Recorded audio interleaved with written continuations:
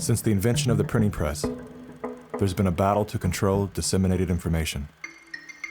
In the early 1900s, oil tycoon John D. Rockefeller took control of every newspaper and news editor of his era. He became America's first billionaire, paving the way for the power-hungry ever since. Thus began the gold rush for the modern world's most precious resource, the narrative.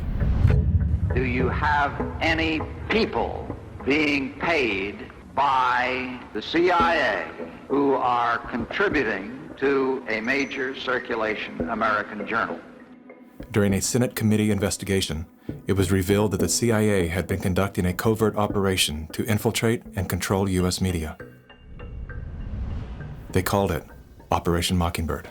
We do have people who submit pieces to American journals. Do you have any people paid by the CIA who are working for television networks? This, I think, gets into the kind of details, Mr. Chairman, that I'd like to get into in executive session. Over 3,000 CIA contracted and trained operatives were placed in key positions within top media outlets.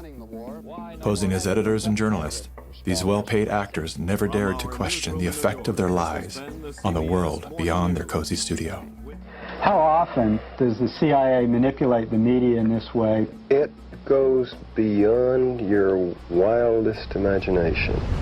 Setting up student organizations so they could draw radical students in. 5,000 university professors co-opted to help the CIA manipulate people's minds. Journalists in the U.S., including big-name journalists, co-opted to function routinely to help the CIA put out stories and biases to the world. As this 1952 CIA memo says, the aim is controlling an individual to the point where he will do our bidding against his will. It's a great brainwashing process to change the perception of reality of every American to such an extent no one is able to come to sensible conclusions in the interests of defending themselves, their families, their community, and their country.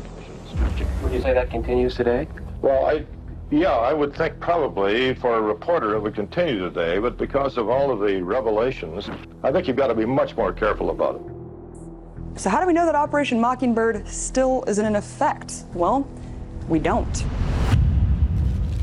It was the Telecommunications Act of 1996 that opened the door for predatory corporations to monopolize the industries of print and broadcast.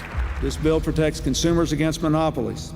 It guarantees the diversity of voices. Today, a handful of corporate empires own and control the vast majority of everything you read, hear, and watch.